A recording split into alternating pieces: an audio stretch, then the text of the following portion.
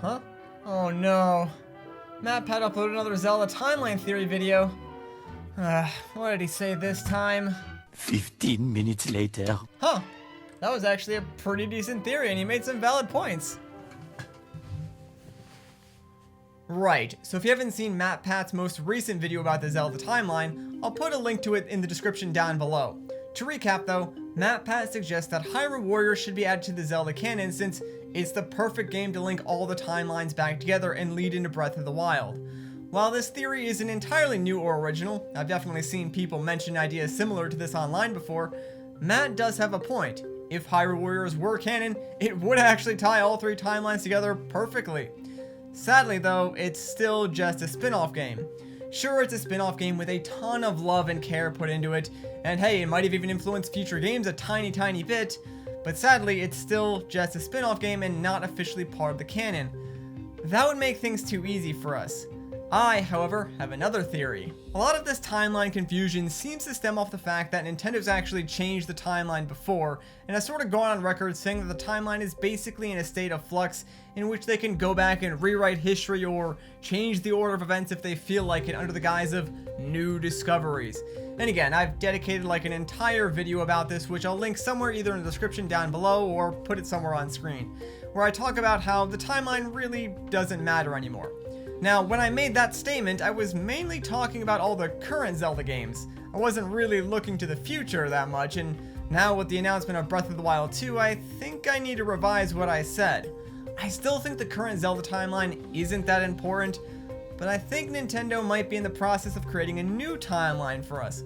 One that is unified and planned out from the very beginning, one that doesn't need to be retconned or left up to player imagination, a true timeline with solid in-game connections from one game to the next that everyone can agree on. Allow me to explain. The Legend of Zelda certainly isn't going anywhere anytime soon. With both the Link's Awakening remake and the sequel to Breath of the Wild 2 on the horizon, it's safe to say the series is doing very well and will continue to do so for years to come. However, I, like many others, often wonder where the series will go next. Now, most of the time that question is really hard to answer, but I think with the announcement of Breath of the Wild 2, Nintendo may have given us a slight hint at where the entire Legend of Zelda franchise is headed from here on out, excluding all the remakes and remasters like the 3DS remakes and Link's Awakening, of course. But if we take a look back at all the previous Zelda games, we can quickly see that each one more or less stands on its own. There are of course small exceptions to this like the Toon Link games and the Oracle games, but more or less The Legend of Zelda doesn't do sequels.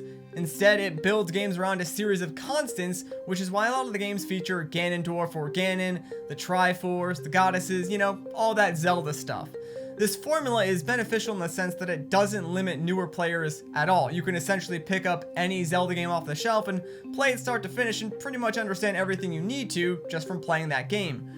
For the most part, the games don't require you to go back and play through the massive backlog of games to understand what's going on in the most recent installment, and it's a pretty genius solution to having a series that's lasted as long as Zelda has. The problem with this is that things become very formulaic very quickly. If you played any Zelda game, you know what I'm talking about. The phrase, the Zelda Formula, exists for a reason. Now, having a series of games that all share similar design and plot elements isn't inherently a bad thing, and given typically that we only get 1 or 2 new Zelda titles every few years, I think it works out alright. But what if Nintendo were to make more Zelda games? Instead of every 2 to 3 years, we got them every 1 to 2. Now that formula becomes a bit of a problem because each game feels more and more predictable and less like a new adventure. This is kind of a hard concept to explain, but I think I have a good example. Look at the new Super Mario Bros. Series. This is a series that, when it first launched on the DS, it was amazing. It had been over a decade since we had a 2D Mario side-scroller, and a return to Mario's classic roots was something everyone got excited about. I mean, the game sold like crazy, and so Nintendo thought, hey, why not make another one on the Wii? This time, they added co-op. The game kept the same basic graphical style and world themes though. Then with the 3DS they made New Super Mario Bros. 2, which again used the same world theme and graphical styles. Then New Super Mario Bros. U, New Super Luigi U, New Super Mario Bros. U Deluxe, all of which had the same world themes and graphical styles. This even bled into other Mario games like Super Mario 3D Land and Super Mario 3D World. All these games came out within a few years of each other, and sure, they had some minor changes here and there, but overall they felt very, very similar.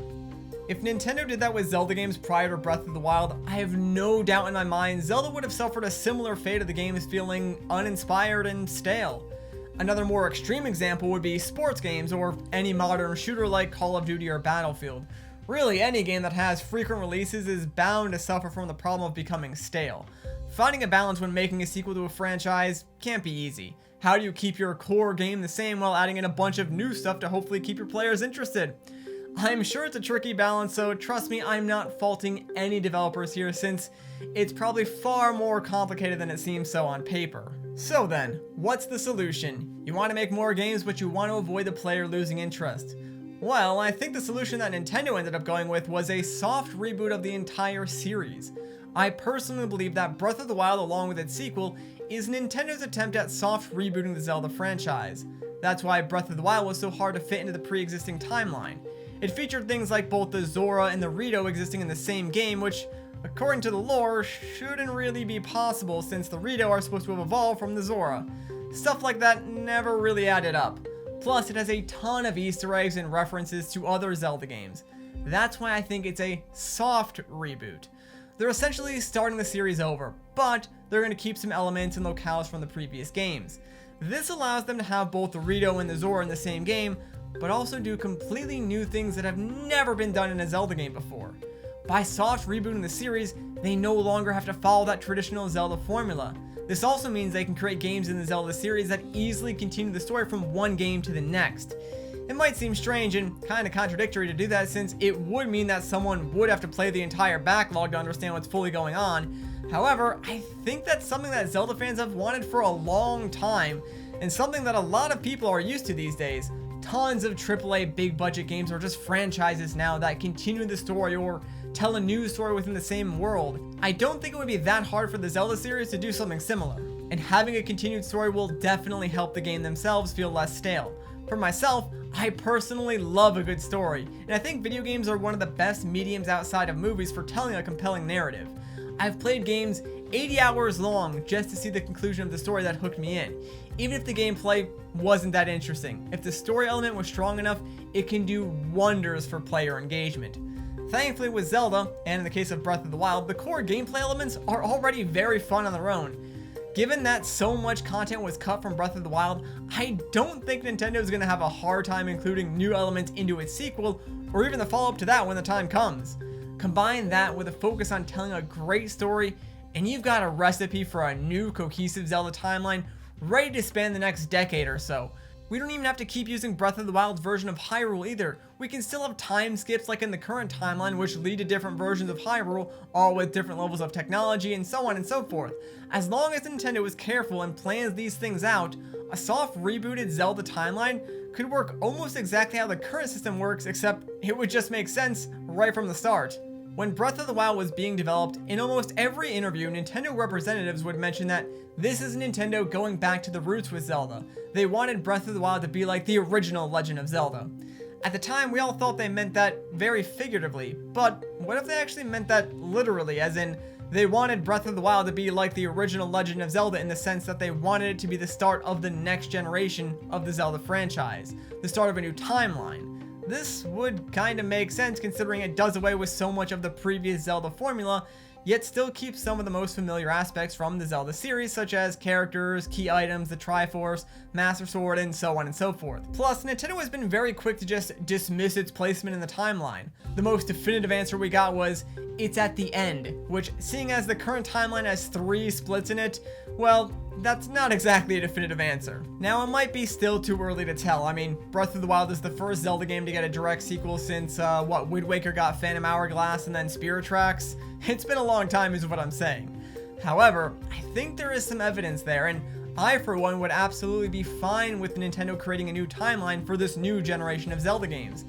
The old timeline isn't going anywhere, those games are still great, and it was fun trying to figure out where they went in that timeline, but I think now that Nintendo has started something new with Breath of the Wild, this next generation Zelda game deserves a next generation timeline.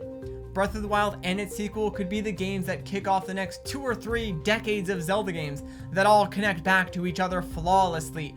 A cohesive timeline where it makes sense for everything to be the way that it is. Personally, I think that would be a great outcome, and I would absolutely be for it. But I am curious as to what you guys think. Would you even be interested in a soft rebooted timeline, or perhaps you still want Nintendo to try and fix the current one? Let me know in the comments down below. Anyways, if you enjoyed this video, a like rating would be greatly appreciated. If you want to see more of my videos, consider subscribing. But once again, guys, my name is Matt. Thank you so much for watching, and I'll catch you in the next one.